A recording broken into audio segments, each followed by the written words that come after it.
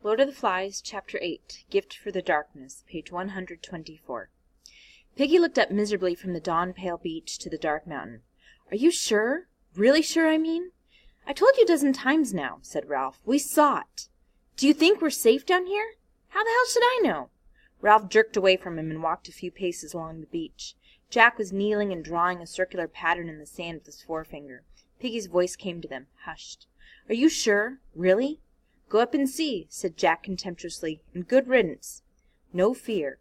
"The beast had teeth," said Ralph, "and big black eyes." He shuddered violently. Piggy took off his one round of glass and polished the surface. "What are we going to do?" Ralph turned toward the platform. The conch glimmered among the trees, a white blob against the place where the sun would rise. He pushed back his mop. "I don't know." He remembered the panic flight down the mountainside.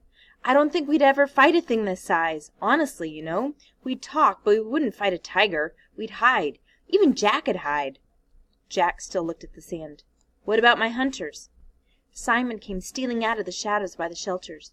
Ralph ignored Jack's question. He pointed to the touch of the yellow above the sea. "As long as there's light, we're brave enough. But then? And now that thing squats by the fire as though it didn't want us to be rescued."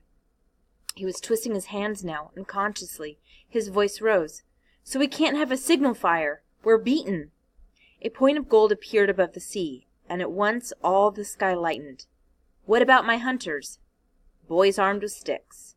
Jack got to his feet. His face was red as he marched away. Piggy put on one glass and looked at Ralph. "Now you done it. You've been rude about his hunters." "Oh, shut up." The sound of the inexpertly blown conch interrupted them, as though he were serenading the rising sun. Jack went on blowing till the shelters were astir, and the hunters crept to the platform, and the little ones whimpered as now they so frequently did. Ralph rose obediently, and Piggy and they went to the platform.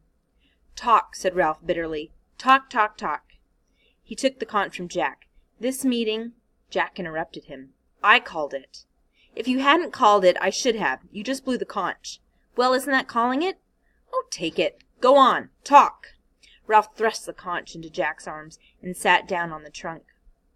"I've called an assembly," said Jack, "because a lot of things. First, you now know, we've seen the beast. We crawled up. We were only a few feet away. The beast sat and looked at us. I don't know what it does. We don't even know what it is. The beast comes out of the sea, out of the dark. Trees." "Quiet," shouted Jack. "You listen. The beast is sitting up there, whatever it is. Perhaps it's waiting. Hunting. Yes, hunting." "Hunting," said Jack. He remembered his age-old tremors in the forest. "Yes, the beast is a hunter. Only—" "Shut up. The next thing is that we couldn't kill it. And the next is that Ralph said my hunters are no good." "I never said that." "I've got the conch. Ralph thinks you're cowards, running away from the boar and the beast. And that's not all." There was a kind of sigh on the platform, as if everyone knew what was coming. Jack's voice went up, tremulous yet determined, pushing against the uncooperative silence. "He's like Piggy. He says things like Piggy. He isn't a proper chief." Jack clutched the conch to him. "He's a coward himself." For a moment he paused, and then went on. "On top, when Roger and me went on, he stayed back." "I went too." "After." The two boys glared at each other through screens of hair. "I went on too," said Ralph. "Then I ran away. So did you." "Call me a coward, then." Jack turned to the hunters. "He's not a hunter. He'd never have got us meat. He isn't a prefect, and we don't know anything about him. He just gives orders and expects people to obey for nothing. All this talk—" "All this talk!" shouted Ralph. "Talk, talk! Who wanted it? Who called the meeting?" Jack turned, red in the face, his chin sunk back. He glowered under his eyebrows. "All right, then," he said in tones of deep meaning and menace. "All right." He held the conch against his chest with one hand and stabbed the air with his index finger. "Who thinks Ralph oughtn't to be chief?" He looked expectantly at the boys ringed round, who had frozen. Under the palms there was deadly silence. "Hands up!" said Jack strongly. "Whoever wants Ralph not to be chief." The silence continued, breathless and heavy and full of shame.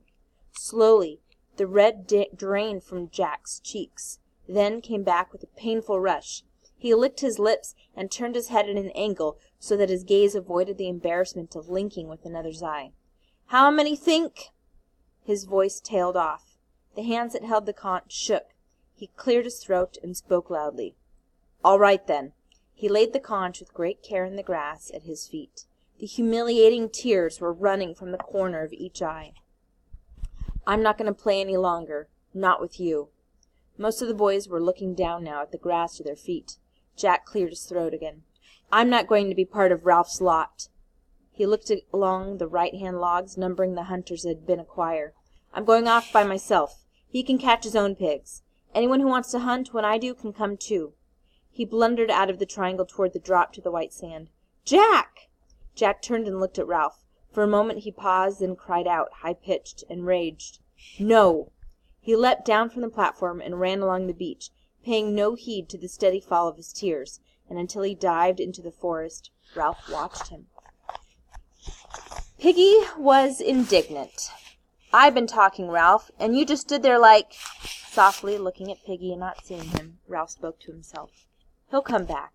When the sun goes down, he'll come." He looked at the conch in Piggy's hand. "What?" "Well, there!" Piggy gave up the attempt to rebuke Ralph. He polished his glass again and went back to his subject. "We can do without Jack Marridew. There's others besides him on this island. But now we really got a beast. Though I can't hardly believe it, we'll need to stay close to the platform. There'll be less need of him and his hunting. So now we can really decide on what's what." "There's no help, Piggy. Nothing to be done."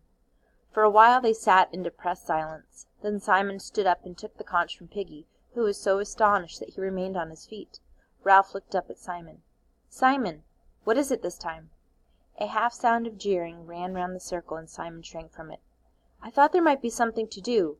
Something we—" Again the pressure of the assembly took his voice away. He sought for help and sympathy and chose Piggy. He turned half toward him, clutching the conch to his brown chest. "I think we ought to climb the mountain." The circle shivered with dread. Simon broke off and turned to Piggy, who was looking at him with an expression of derisive incomprehension.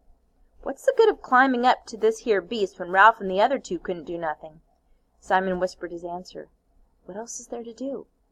His speech made, he allowed Piggy to lift the conch out of his hands. Then he retired and sat as far away from the others as possible. Piggy was speaking now with more assurance, and with what, if the circumstances had not been so serious, the others would have recognized as pleasure. "I said we could all do without a certain person. Now I say we got to decide on what can be done. And I think I could tell you what Ralph's going to say next.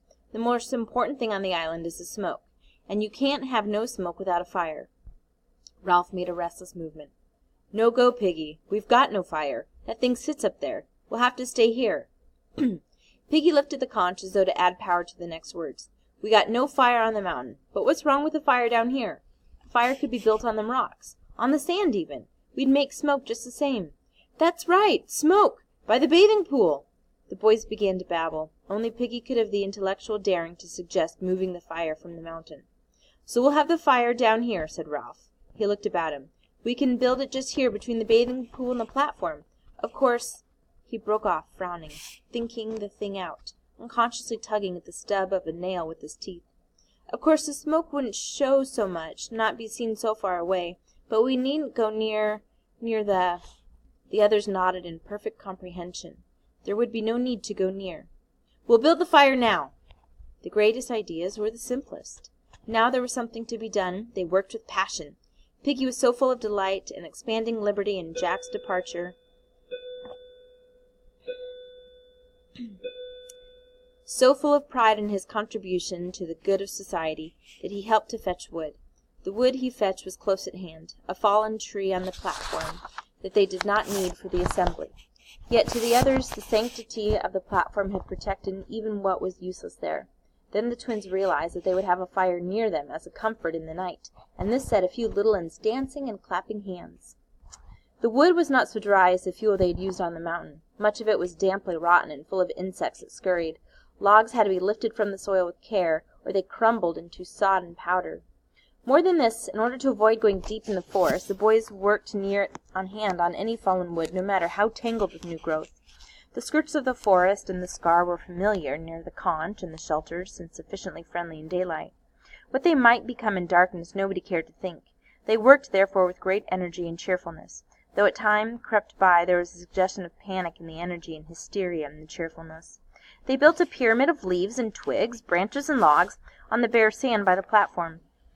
For the first time on the island, Piggy himself removed one of his glass, knelt down, and focused the sun on the tinder. Soon there was a ceiling of smoke and a bush of yellow flame. The little ones, who'd seen few fires since the first catastrophe, became wildly excited. They danced and sang, and there was a partyish air about the gathering.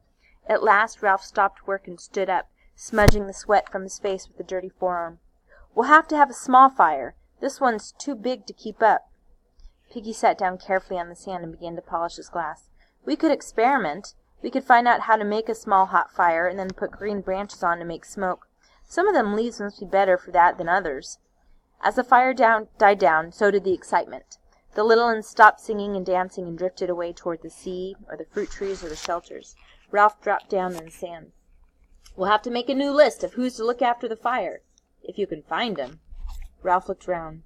Then, for the first time, he saw how few big uns there were, and understood why the work had been so hard.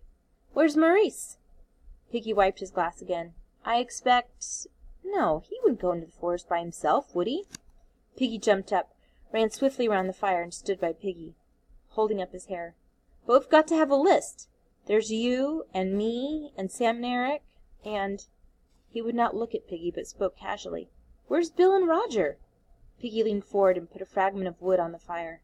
"I expect they've gone. I expect they won't play, either." Ralph sat down and began to poke little holes in the sand. He was surprised to see that one had a drop of blood by it. He examined this bitten nail closely and watched the little globe of blood that gathered where the quick was gnawed away. Piggy went on speaking. "I see them stealing off when he was gathering wood. They went that way, the same way as he went himself." Ralph finished his inspection and looked up into the air. The sky, as if in sympathy with the great changes among them, was different today, and so misty that in some places the hot air seemed white. The disk of the sun was dull silver, as though it were near and not so hot, yet the air stifled. "They always been making trouble, haven't they?" The voice came near his shoulder and sounded anxious. "We can do without him. We'll be happier now, won't we?" Ralph sat. The twins came, dragging a great log and grinning in their triumph. They dumped the log among the embers so the sparks flew. "We can do all right on our own, can't we?" For a long time, while the log dried, caught fire, and turned red hot, Ralph sat in the sand and said nothing. He did not see Piggy go to the twins and whisper to them, nor how the three boys went together into the forest. "Here you are!" He came to himself with a jolt. Piggy and the other two were by him. They were laden with fruit. "I thought perhaps, said Piggy, "we ought to have a feast, kind of." The three boys sat down. They had a great mass of the fruit with them, and all of it properly ripe. They grinned at Ralph as he took some and began to eat. "Thanks," he said. Then with an accent of pleased surprise, "Thanks!" "Do all right on our own," said Piggy. "It's them that haven't no common sense that make trouble on this island. We'll make a little hot fire." Ralph remembered what had been worrying him. "Where's Simon?" "I don't know." "You don't think he's climbing the mountain?" Piggy broke into noisy laughter and took more fruit. "He might be." He gulped his mouthful. "He's cracked."